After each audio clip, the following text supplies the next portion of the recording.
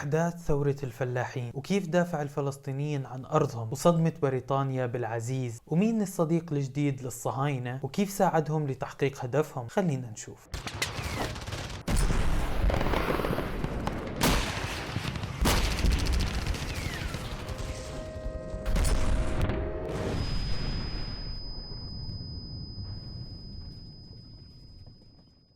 السلام عليكم، معكم لؤي السوقي واهلا وسهلا فيكم فيديو جديد والجزء الثالث والاخير من نشأة القضية الفلسطينية. واذا ما حضرت الجزء الاول والثاني تقدر تحضرهم من الاي اللي راح تطلع لك فوق وترجع تكمل الفيديو. بعد اشعال الكفاح المسلحة على ايد الشيخ عز الدين القسام واستشهاده بمعركة يابد بنهاية 1935 تغير الوضع العام بفلسطين وبلشت العمليات المسلحة من الفلسطينيين على الانتداب البريطاني والمستوطنات اليهودية. واهم العمليات قامت فيها المنظمة الجهادية القسامية واللي اشعلت الثورة فعلا بهجوم على اليهود بقيادة الشيخ فرحان السعدي بشهر نيسان من 1936، واتبعت الأحداث لغاية 19 نيسان بإعلان الإضراب العام بكامل فلسطين. وبيوم 25 نيسان اجتمعت كل الأحزاب الفلسطينية وقررت الاتحاد وعملوا اللجنة العربية العليا بقيادة الحاج أمين الحسين وقادوا الثورة. وهاي المرحلة من الثورة كانت عبارة عن إضراب تام عن العمل إن كان تجارة أو صناعة أو أسواق، حتى التعليم توقف بكامل فلسطين. وبعدها امتناع الفلسطينيين عن دفع الضرائب لحكومة الانتداب. ومن ناحية ثانية الكفاح المسلح ما وقف، بالعكس زاد لدرجة وصوله حسب بعض المصادر ل 50 عملية بيوم واحد. ومن المعارك اللي صارت معركة نور الشمس وهي أول معركة بالثورة، وغيرها مثل معركة باب الوادي وراس عامر ووادي عرعرة وبلعة وحلحول وجبع وغيرهم. ووصلت تعزيزات العرب بشهر آب من 1936 من سوريا والعراق وشرق الأردن بمجموعة من المناضلين الثائرين، ومنهم اللي كانوا ضباط عسكريين وعلى رأسهم فوزي القاوقجي. ومثل كل مرة بقاوم فيها الفلسطينيين اضطهاد الانتداب تبعت بريطانيا لجنة لمعرفة السبب على أساس إنه السبب غير معروف. وهاي المرة بعثت اللجنة الملكية الفلسطينية أو لجنة بيل برئاسة الإيريل بيل. ومع هيك الإضراب ما وقف والأعمال المسلحة ضد الانتداب البريطاني كانت بتزيد لغاية شهر تشرين الأول بتدخل ووساطة حكام الوطن العربي لتوقيف الإضراب والأعمال المسلحة عشان يعطوا فرصة لبريطانيا لإظهار حسن نواياها. ووافقت اللجنة العربية العليا على وقف الإضراب بعد 6 شهور من بدايته بشهر نيسان. وطلع قرار لجنة بيل ببداية شهر يوليو من 1937 ونشرت اللجنة تقريرها اللي اجى فيه خارطة تقسيم فلسطين اللي بتبين تقسيم الأراضي الفلسطينية لثلاث أقسام: ثلث أراضي فلسطين لليهود وثلثين للفلسطينيين مع قرار دمجها مع أراضي شرق الأردن، ومنطقة القدس مع طريق لمينا يافا تحت الحماية البريطانية. وهذا القرار كان بيعطي اليهود 33% من أراضي فلسطين اللي ما كانوا بيملكوا فيها إلا تقريبا 6%. وهاي هي حسن نوايا بريطانيا بفلسطين اللي توسط فيها حكام الوطن العربي، واللي زاد من استياء الفلسطينيين وكان من أسباب بداية المرحلة الثانية للثورة وزيادة العمليات المسلحة. وردت بريطانيا على عودة الثورة بحل اللجنة العربية العليا ونفي بعض أعضائها وأمر اعتقال مفتي أمين الحسين واللي خرج من فلسطين للبنان. وبهيك صار الشعب الفلسطيني بدون قيادة على أرض الوطن، بس أصروا على تكملة الثورة وشكلوا قوات فردية لمواجهة الانتداب والصهاينة، ومعظمهم كان من الفلاحين واللي كانوا يشتروا سلاح من مالهم الخاص. ووصلت الثورة لقمتها بعام 1938 بقيادات ميدانية من الفلاحين وصلت ل 65 قائد محلي و14 قائد منطقة، وكان معظمهم من طلبة الشيخ عز الدين القسام، ومنهم بمنطقة جنين الشيخ فرحان السعدي، وبالجليل الأدنى توفيق الإبراهيم أو أبو إبراهيم الصغير، ومن القادة كمان بالقدس عبد القادر الحسيني، والقائد العام للثورة عبد الرحيم الحاج محمد. واللي زادوا من عزيمة الثورة ووصلت العمليات المسلحة لتقريبا 5000 عملية حسب تقرير بريطانيا بنهاية 1938. واستمرت الثورة لغاية 1939، وضعفت الثورة بهاي السنة بعد استشهاد عدد من القادة والكثير من الثوار واتخاذ الانتداب سياسة العقاب الجماعي ضد الشعب الفلسطيني واللي أثر على قدرتهم على الاستمرار. وبعدها مباشرة أصدر الانتداب البريطاني الكتاب الأبيض الثاني وأعلن فيه بأنه أوفى بالتزامه بصك الانتداب البريطاني وإنشاء نواة الوطن القومي اليهودي بفلسطين. وبهاي السنة دخلت بريطانيا الحرب العالمية الثانية ب1 أيلول 1939 مع 15,000 جندي صهيوني متطوع. وبرضه قرر الانتداب البريطاني بأنه قوات الهجنة الصهيونية صارت جيش رسمي بفلسطين وبتتمتع بسلاح جوي بدعم من بريطانيا. وبنفس السنة انتهت الهجرة الخامسة لليهود لفلسطين واللي دخل فيها 214,000 يهودي للأراضي الفلسطينية، واللي سبب لوصول نسبتهم ل 30% من سكان فلسطين بعد ما كان 17% بنهاية 1931. وببداية 1940 بدأت الهجرة السادسة لليهود للأراضي الفلسطينية، وبعدها بسنتين بتاريخ 9 مايو 1942 1942 اجتمع 600 صهيوني بفندق بلتمور بنيويورك. كان سبب المؤتمر هو نقل الملف الصهيوني والصداقة الصهيونية من بريطانيا للولايات المتحدة الأمريكية. وإذا كان وعد بلفور بيسمح بإنشاء وطن قومي لليهود بفلسطين، فكان مؤتمر بلتمور هو حجر الأساس لوجود الكيان الغاصب. فكان قرار المؤتمر هو إنشاء الكيان على كامل مساحة أراضي فلسطين، وإلغاء الموافقة على الكتاب الأبيض الثاني لأنه كان يقيد الهجرة اليهودية ب75 ألف يهودي، وقرروا بداله فتح باب الهجرة قدام 2 مليون يهودي للأراضي الفلسطينية. ومنح الوكالة اليهودية اللي كانت برئاسة بن غوريون الحقوق الإدارية والتنظيمية للهجرة. وبعد ما صار للصهاينة صديق جديد وهو أمريكا، أصرت المنظمة الصهيونية على طرد بريطانيا من فلسطين من خلال المؤتمر اليهودي العالمي سنة 1944. ولما أحكي طرد فهو فعليا طرد، لأنه ما في صديق دائم للصهاينة، سامعين يا مطبعين. ومن عمليات الطرد هاي واللي تسمت من البريطانيين على أنها أعمال إرهابية تفجير وتخريب سكك ومحطات قطار في 153 موقع في جميع أنحاء فلسطين، وتفجير قطار يافا القدس واللي أسفر عن قتل 5 جنود بريطانيين وعدد من مدنيين، وتفجير نادي الضباط البريطاني ببداية 1947 واللي أسفر عن قتل 16 شخص و13 جريح. وأكبرها وأضخمها كان ب 22/7/1947 وهو تفجير مقر إدارة حكومة الانتداب البريطاني بفندق الملك داوود بالقدس، واللي قتل فيه 91 شخص. والعصابات الصهيونية اللي كانت مسؤولة عن هاي العمليات الإرهابية هي شتيرن والإيرغون، واللي كان قائدها مناحم بيغن، واللي قبضت عليه حكومة الانتداب بعد ما نشرت بأنه إرهابي ملاحق. وكان الرد من عصابة الإيرغون بإرسال رسالة تهديد للانتداب بأنه أي شيء رح يتعرض له المعتقلين رح يتعرض له الجنود البريطانيين. وحسب الإحصائيات البريطانية وصلت العمليات الإرهابية من الصهاينة ضد البريطانيين لأكثر من 500 عملية خلال آخر 8 سنوات من الانتداب، وكانت من أكبر الأسباب اللي أدت لقرار تنازل بريطانيا عن مسؤوليتها اتجاه فلسطين للأمم المتحدة. وكان رد رئيس وزراء بريطانيا وينستون تشرشل على هاي الأعمال الإرهابية بقوله: لقد هزت العالم وأثرت بشدة على أشخاص مثلي كانوا أصدقاء دائمين لليهود ومهندسين دائمين لمستقبلها. وقبل نهاية 1947 وتحديدا 29 نوفمبر 1947 كانت الطامة الكبرى قرار تقسيم فلسطين، أو القرار المعروف ب181، واللي أعطى اليهود تقريبا 58% من مساحة فلسطين الكلية. وفي القرار تسمت الأراضي الممنوحة للشعب الفلسطيني بالدولة العربية لتهميش اسم فلسطين. وتم اتخاذ القرار بعد تصويت 33 دولة مع قرار التقسيم و13 دولة ضد، و10 دول امتنعت عن التصويت، مع انه مش عارف شو دخلهم كلياتهم لتحديد مصير الشعب الفلسطيني. واعلنت بريطانيا مباشرة بعد انتهاء المؤتمر انهاء الانتداب البريطاني على فلسطين بتاريخ 15/5/1948. والمؤتمر كان اخر الاحداث قبل بداية النكبة الفلسطينية اللي حكيت عنها بالفيديو السابق. وهيك بنكون وصلنا لنهاية الفيديو، بتمنى تكونوا استفدتوا. كان معكم لؤي بحكاية حرب.